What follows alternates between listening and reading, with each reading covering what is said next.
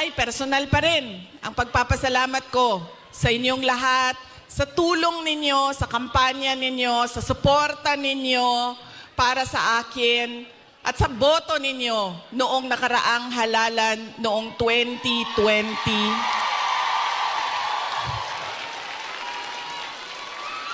At sa susunod na halalan sa 2020, joke lang. Joke. Sandali lang. Wait lang.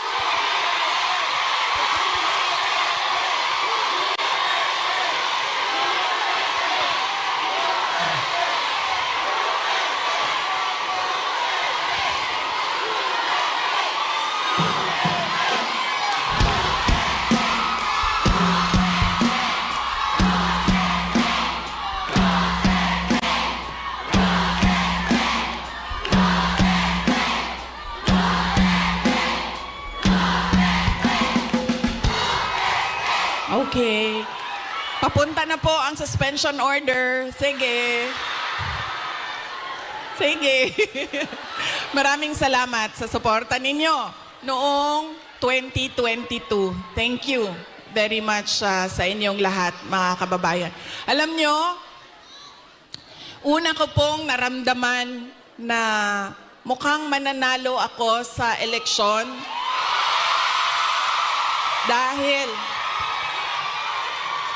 dahil nakita ko ang overseas absentee voting results. Una siyang lumabas.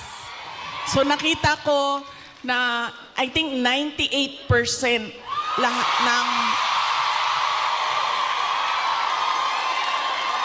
ng OFW votes ay para sa akin. Kaya doon ko naramdaman na parang baka siguro manalo ako. Kaya maraming salamat sa inyo.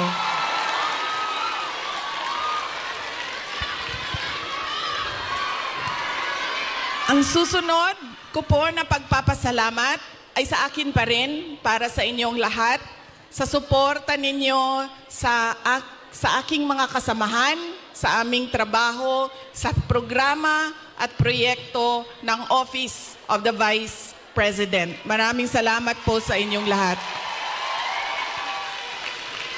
Dahil kayo lang po ang sumusuporta sa OVP, ang buong gobyerno po ay iniwanan na po ang OVP.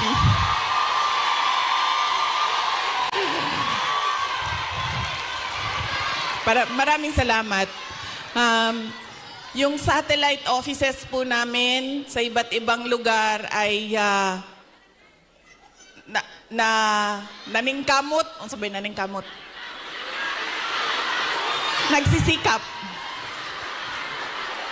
Yung satellite offices po namin ay nagsisikap na mahanap yung mga geographically isolated and disadvantaged areas at hindi lang nakatuon sa National Capital Region. Kaya salamat po sa suporta ninyo sa Office of the Vice President. Ang susunod po na pagpapasalamat ko ay ang mahal ko kayo.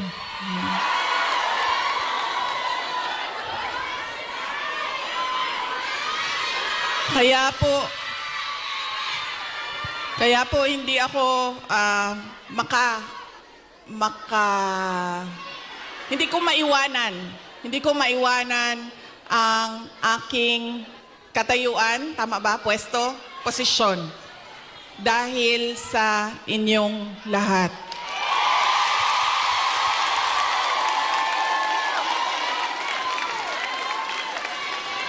Ang sunod na pagpapasalamat ay mula po sa aming pamilya, ang pamilya Duterte. Napakalaki po ng utang na loob namin sa inyong lahat.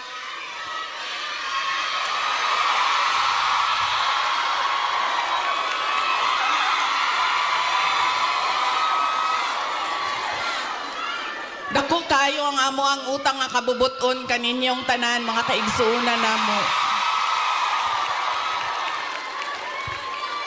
sa pagkakataon na ibinibigay ninyo sa amin na makaserbisyo o makapagtrabaho sa ating pamahalaan.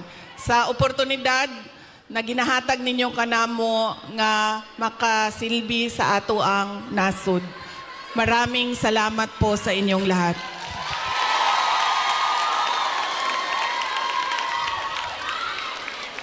Okay, so yan na po ang aking mga pagpapasalamat. Meron pa ba akong hindi na Maraming salamat, ma'am. Ang sunod ay lilipat na po ako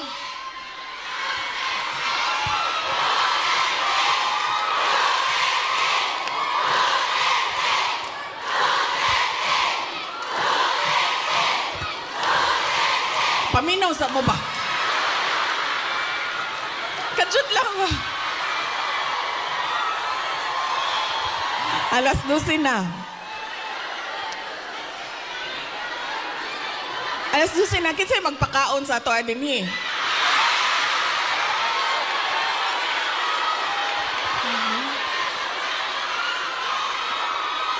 May pagkaon?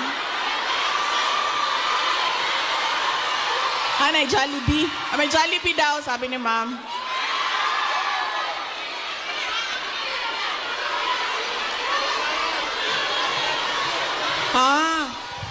Okay. So, hindi daw tayo kakain lahat para sa bayan. Okay. Sige, okay lang. Kailangan ko din naman magpa-reduce, so okay lang.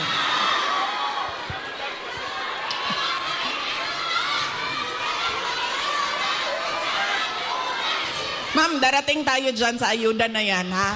Wait lang. Kasi, tuloy-tuloy ko na, ha? Ang susunod ko po ay ang dahil pagpapasalamat po ito kay PRRD, former President Rodrigo Duterte, ay mag-share ako sa inyo ng aking pagpapasalamat sa kanya. Medyo mahaba itong kwento na ito, so mamaya nyo na singilin yung mga suspension order ninyo. Alam nyo, isa lang.